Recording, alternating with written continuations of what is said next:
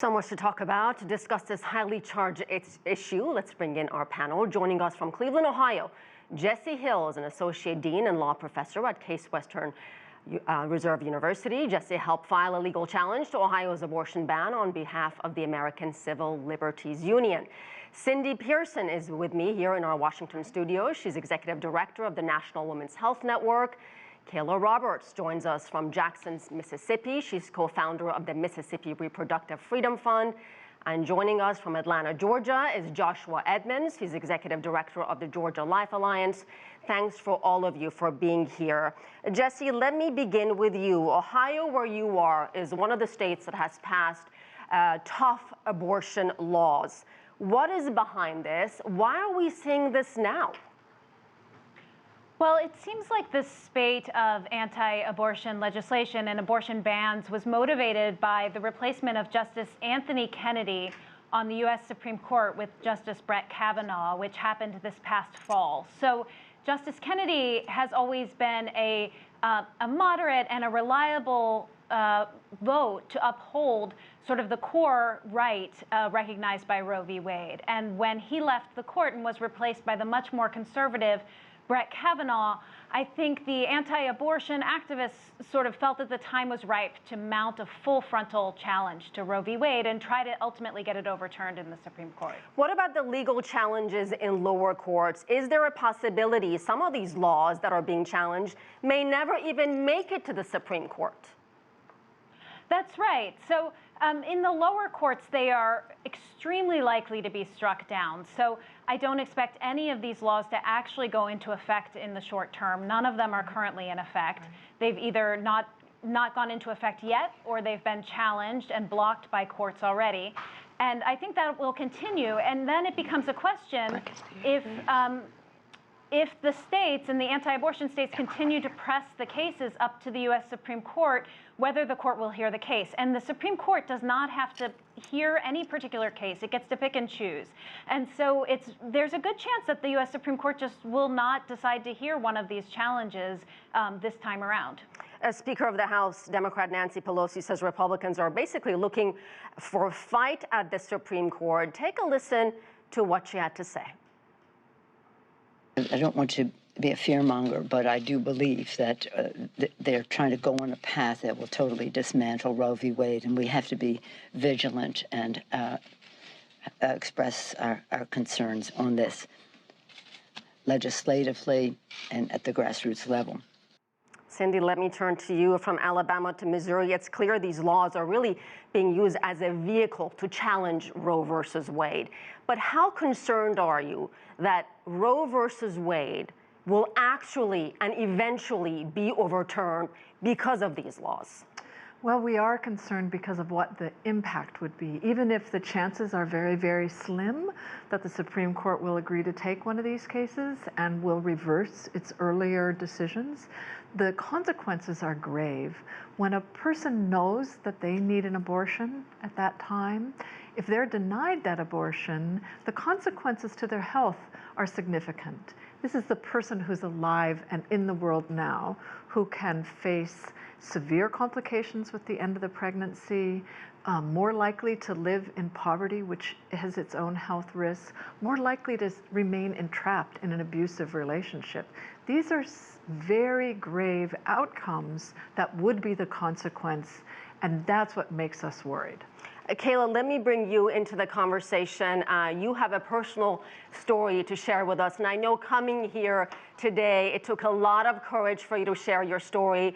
Talk about the pain and the difficulty you went through as a 15-year-old teenager when you found out you were pregnant. Well, when I found out I was pregnant at 15, I was terrified. I didn't have a job. I was living with my mom. I was young.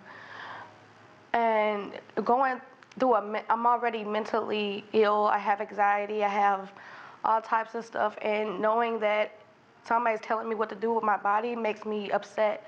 So I had to do what I had to do. It was a hard decision. But when I finally got my procedure, I feel like I was having second guesses, don't get me wrong, But at the end, I realized I did make a good decision for myself. Understood. And because I did. Go ahead, Kayla. I didn't want to bring another life into the world where I can barely take care of myself. When I have a lot of issues going on with my body right now, just like with I forgot her name. The lady said it's like people die from that. My mom almost died from having my brother, and she was sexually assaulted. She has issues too, and people telling us what to do with our body is very disgusting to me. Well, let's bring in Joshua into the conversation. You are from my home state of Atlanta, Georgia. Georgia has passed tough abortion laws. There are exceptions to the Georgia law: rape, incest, and the life of a mother. Joshua, what do you tell women like Kayla who had to make a difficult decision, women, activists across the country who say, this is my body, my choice? Well, first, thanks for having me. And Kayla, I'm so sorry to hear that you had to endure that abortion procedure. My sympathies to you. I know that was very difficult for you. But, you know, when we look at the science available to us today, we can see that undeniably that human life begins at the moment of fertilization. And if science tells us that life begins at fertilization in the womb, then common sense tells us that we have to do everything we can in law to protect that innocent life and prevent it from being torn apart and eliminating that potential life that could be lived outside the womb, and even for reasons of fears of poverty, there's this mantra that perhaps preventing poverty is a good reason for ending someone's life. But Georgia's done a great job of balancing those difficult circumstances that our families find themselves in, as well as protecting that life in the womb from earliest biological beginning by passing this law that will protect life at 6 weeks. Cindy, do you want to respond to Joshua? I think if you care about the health of women who are here now, no ban at all is a good balancing. Jessie? Jessie, go ahead, and then I'll go to Kayla. Sure. Yeah. I mean, I would just say from the sort of legal and constitutional perspective, the whole principle behind Roe v. Wade is that these very important questions about, you know, when life begins is a personal question, it's a moral question, it's a spiritual question. It's not a question that legislatures are supposed to answer for women, or that, you know, any particular individual should answer for another individual. It is a decision for each woman and each person to make for herself. And so that is the idea behind the privacy right, that you know, there is no legal answer to that question. Kayla, go ahead. You were going to say something. I feel like a lot of pro-lifers speak on the child point of view. What about the women? What about us? Like, we don't want to have to carry the fetus for 9 months.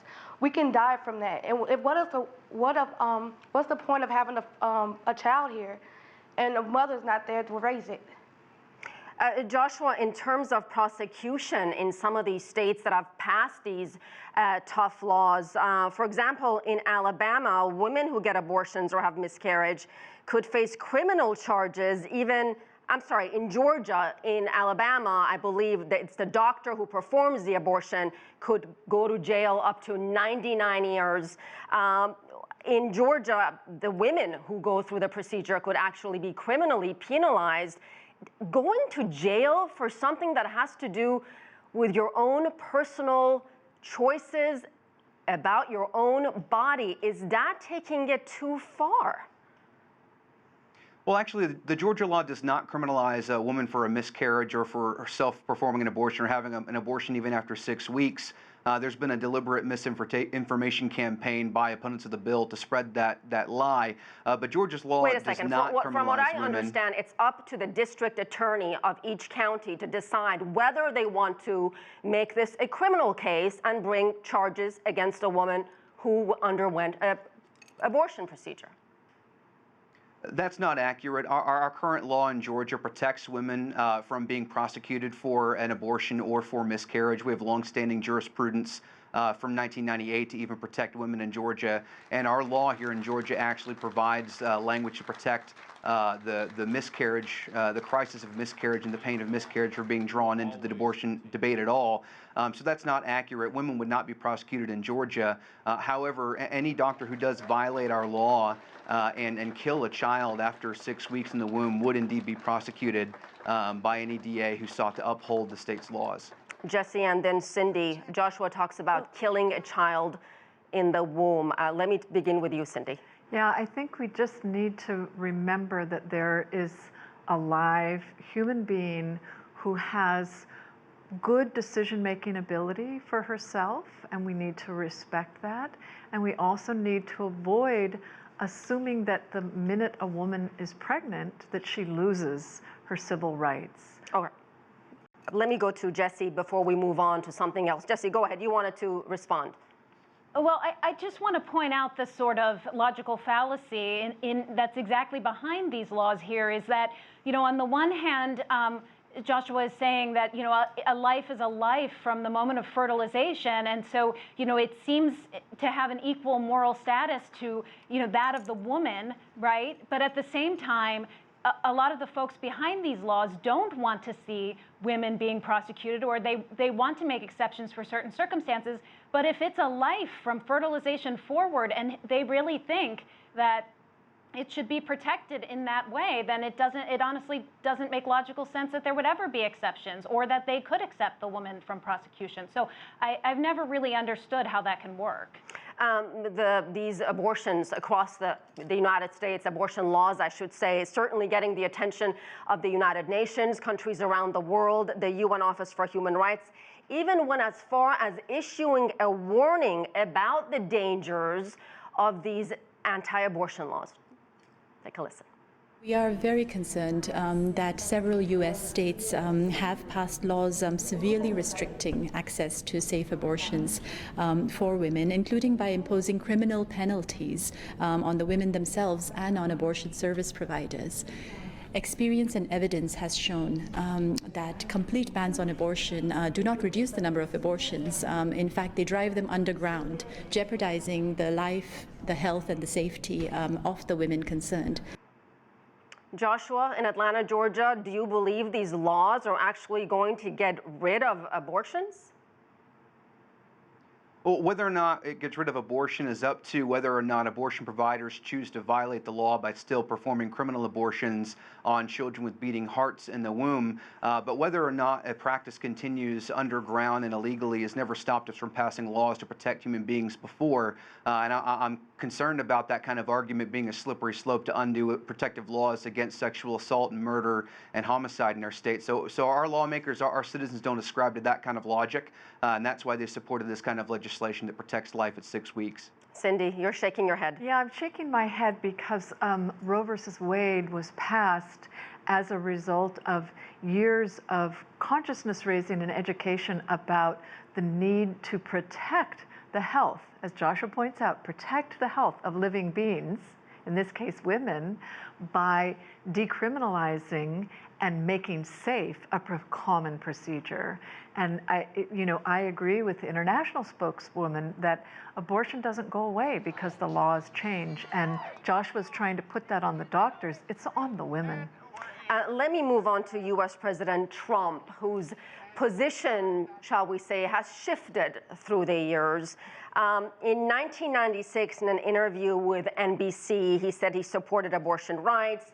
Then he appeared to change his mind when he was running for election in 2016, and he hit the campaign trail. Take a listen.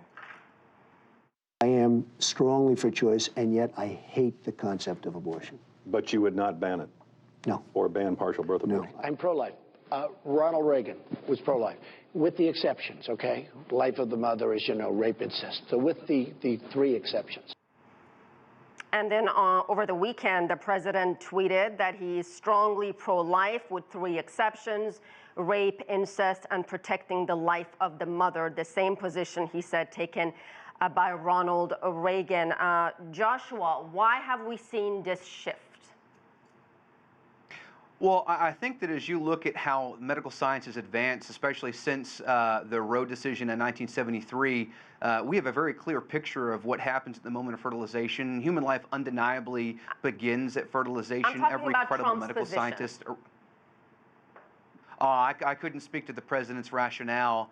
I certainly believe that a majority of Americans are pro-life, that the majority of Americans support legislation like what was passed in Georgia, and they voted for people in the past 4 years that they believe reflect those values. How do you believe this debate is going to play into the 2020 presidential election? Jessie? Well, I mean, I'm not a political pundit, certainly, but it does seem like President Trump himself has even recognized that laws like the Alabama law simply go too far, and that it's quite possible that anti-abortion advocates have really sort of overplayed their hands here. And now that the country is waking up to the very real threat to Roe v. Wade, which is supported by about 70% of this country. 70% does not want to see Roe v. Wade overruled.